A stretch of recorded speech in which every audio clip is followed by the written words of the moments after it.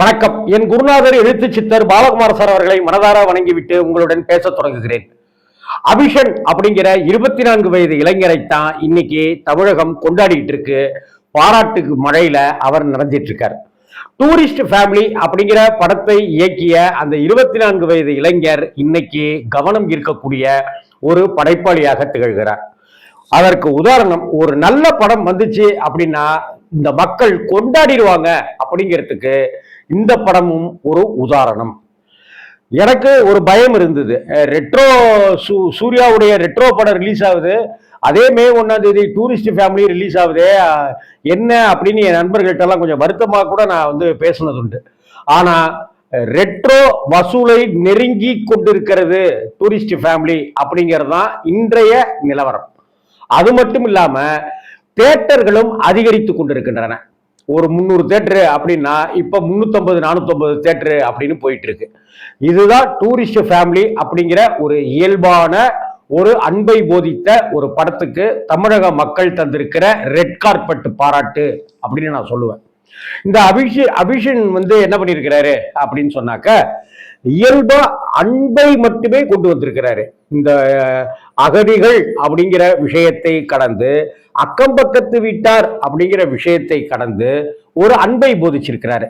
நான் இந்த படம் பார்த்துட்டு என்னுடைய நண்பர்கிட்ட நான் இந்த படம் எப்படி இருக்கு அப்படின்னு பேசும்போது நான் சொன்னேன், அதாவது பாக்யராஜ் சார் படம், பாக்யராஜ் சார் படத்துல ஒரு சோகமான சீன் இருக்கும், முடிக்கும் போது காமெடியா இருக்கும். ஒரு காமெடியான சீன் இருக்கும், முடிக்கும் போது ஒரு சின்ன ஒரு சோகம் ஒன்று, மென் சோகம் ஒன்று வச்சிருவாரு. காமெடியிலிருந்து சோகத்துக்கும், சோகத்திலிருந்து காமெடிக்கும் மாற்றுகிற ரசாயன வித்தை பாக்யராஜ் சாருக்கு மட்டுமே உண்டான ஒரு விஷயம். இந்த படத்துல தம்பி அடிக்கடி ஒவ்வொரு காட்சியிலும் இதை பண்ணிக்கிட்டே இருக்காரு மனுஷன். ஸ்ரீஜா ரவி இறந்து போய் அவருக்கு ஒரு இரங்கல் கூட்டம் நடந்துட்டு இருக்கிற அந்த முடிவுல ஒரு காமெடி வச்சிருப்பாரு.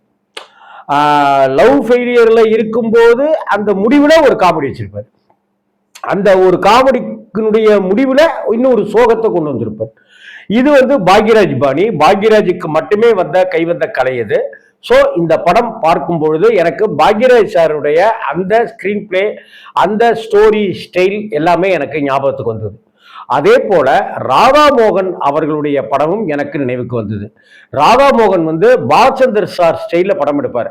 பாலச்சந்தர் சார் படத்துல ஒரு 12 கதாபாத்திரங்கள் இருக்குனாக்க அந்த 12 கதாபாத்திரங்களும் நமக்கு ஞாபகம் வந்துடும்.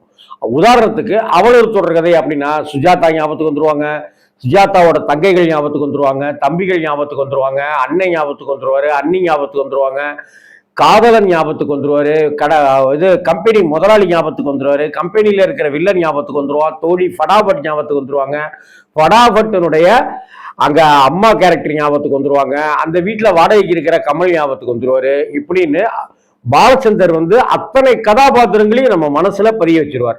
ராதாமோகன் சாருடைய படங்களும் கிட்டத்தட்ட அப்படிதான். எல்லா கதாபாத்திரங்களுக்கும் ஒரு ஜீவன் ஒண்ணு கொடுத்திருப்பார். மொழி மாதிரியான படங்கள்ல அத்தனை பேருக்கும் பிரமாதமான இது. அழகிய தீய படத்துல கூட அப்படிதான் பண்ணியிருப்பாரு. உப்பு கருவாடு படத்துல கூட அந்த கதாபாத்திரங்களுக்கு உயிர் கொடுத்துக்கிட்டே வருவார், எல்லா கதாபாத்திரங்களுக்கும்.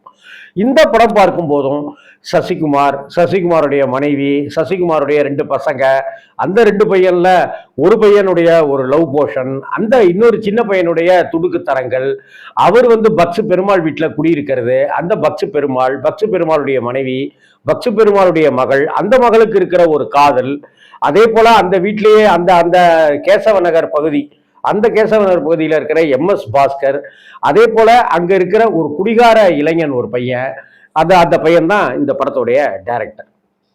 இது எல்லாத்தையுமே காட்சிப்படுத்தி இருக்கிற விதம், யோகி பாபு கேரக்டரா இருக்கட்டும், இளங்கோ குமரவேல் சாரா இருக்கட்டும், இப்படி எல்லா கதாபாத்திரங்களுக்கும் ஒரு உயிர்த்தன்மை ஒன்று கொடுத்துடுறது ராதாமோகன் சாருடைய style. Bhagyaraj plus Radha Mohan equal to அப்படின்னா டூரிஸ்ட் ஃபேமிலி இயக்குனர் இந்த தம்பியை நாம கொண்டாடணும். இந்த படத்துல இன்னொரு விஷயத்தையும் சொல்லியிருப்பாரு. அவர் பேசாம இருந்து கடைசியில அவர் மைக்க பிடிச்சி பேசுவார் அந்த தம்பி. அப்படி பேசும்போது, உங்களுக்கே தெரியாம நீங்க எனக்கு என்னென்ன உதவிகள்லாம் செய்திருக்கீங்க தெரியுமா சார் அப்படின்னு சசிகுமாரை கொண்டாடுவார். நிஜ வாழ்க்கையிலுமே சசிகுமார் சார் அப்படிதான். யாருக்கெல்லாம் என்னென்ன உதவிகள் தேவையோ அந்த உதவிகளை எல்லாம் மறக்காமல் செய்பவர் தான் அந்த மனிதநேயம் மிக்க அன்பே உருவம் என கொண்ட சசிகுமார் சார். இந்த கதாபாத்திரம் அவருக்கு ரொம்ப அழகாகவே அளவெடுத்தது போல பொருந்தக்கூடியது. ஏன்னா அவர் அப்படிப்பட்ட சுபாவம் உள்ள மனிதர். சரி, இந்த பையன் மைக்ல சொல்லும்போது நான் வந்து எனக்கு எங்க அம்மா மட்டும்தான் சார். எங்க அம்மா நோய்வாய்ப்பட்டவங்க. எங்க அம்மா வந்து இது மாதிரி இருக்கும்போது ஒரு நாள் என்கிட்ட சாப்பாடெல்லாம் ஊட்டி முடிச்சுட்டு அதுக்கப்புறமா நான் கேட்குறேன், சாப்பிட்டியாப்பான்னு எங்கள் அம்மா கேட்டாங்க. அம்மா இப்போதான் சாப்பிட்டோம் அப்படின்னு. அதுக்கப்புறம் வேலைக்கு போயிட்டு வந்தாக்கா, அம்மா அப்பா சாப்பிட்டியாப்பா அப்படின்னாங்க. இனிமே இப்போதானம்மா சாப்பிட்டோம் அப்படின்னு. இன்னொரு தடவை அப்படிதான் கேட்டாங்க, சாப்பிட்டியாப்பான்னு சொல்லி கேட்டாங்க.